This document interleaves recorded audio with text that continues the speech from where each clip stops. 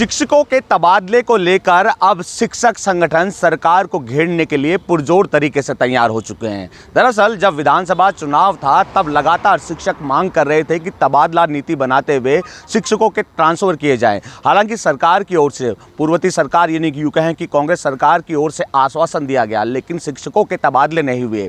विपक्ष में जब बीजेपी थी, बीजेपी ने कहा था कि हम सत्ता में आएंगे तो शिक्षकों के तबादले करेंगे। हालांकि सत्ता में बीजेपी आ गई है, लेकिन अभी तक शिक्षकों के तबादले को लेकर किसी तरह की स्थिति साफ नहीं की है। अब लोकसभा चुनाव पास में है, ऐसे में शिक्षा मंत्री मदन दिलावर कहते हुए नजर आ रहे हैं कि लोकसभा चुनाव के बाद शिक्षकों के तबादले होंगे, लेकिन शिक्षक संगठनों का कहना है कि झुंझुना पकड़ाने का काम भजनलाल सरकार कर रही है। पहले भी वादे किए, कहा था कि हम सत्ता में आएंगे 1 से 2 महीने में हम शिक्षकों के तबादले कर देंगे, लेकिन तबादले नहीं हुए। अब लोकसभा चुनाव पास में है, ऐसे में जो शिक्षकों को झूठा आश्वासन दिया जा रहा है। शिक्षक संगठनों का कहना है हम पुरजोर तरीके से तैयार हो गए हैं, एक जाजम पर आकर भजनलाल सरकार को घेरेंगे। अगर लोकसभा चुनाव से पहले तबादले नहीं होते हैं तो इसका नुकसान भजनलाल सरकार को लोकसभा चुनाव में उठाना पड़ सकता है।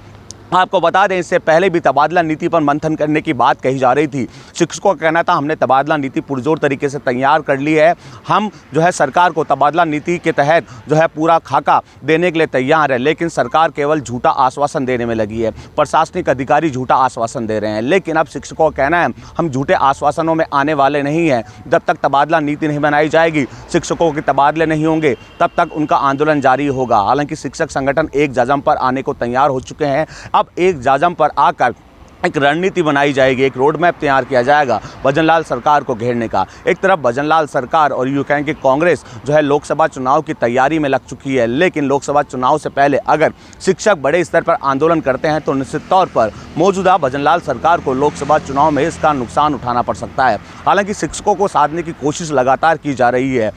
शिक्षा मंत्री मदन दिलावर लगातार प्रशासनिक अधिकारियों के साथ बैठक भी रख रहे हैं और शिक्षकों को आश्वासन भी दिया जा रहा है कि जल्द ही शिक्षकों के तबादले खुलेंगे। हालांकि तबादला नीति पर अभी तक किसी तरह की स्थिति साफ नहीं की गई है। ऐसे में शिक्षकों का कहना है कि हम इस बार आर पार की लड़ाई लड़ेंगे, क्योंकि राजनीतिक पार्टियां चुनाव के वक्त हर बार केवल आश्वासन देती है और किसी तरह की कार्रवाई नहीं करती है। पूर्ववर्ती कांग्रेस सरकार पर भी शिक्षक संगठन आरोप लगाने में लगे हैं कि कांग्रेस ने भी वादा किया, लेकिन वादा खिलाफी शिक्षकों के साथ करी। अब वही वादा भजनलाल सरकार ने किया, अब भजनलाल सरकार भी वादा खिलाफी करने में लगी है। बहरहाल शिक्षकों की तादाद काफ़ी लंबी है और ऐसे में शिक्षकों को भजनलाल सरकार किस तरह मनाती है। अगर भजनलाल सरकार शिक्षकों को मनाने में सफल नहीं होती है तो निश्चित तौर पर लोकसभा चुनाव में भजनलाल सरकार को नुकसान उठाना पड़ सकता है। बसंत पांडे, TV9 जयपुर।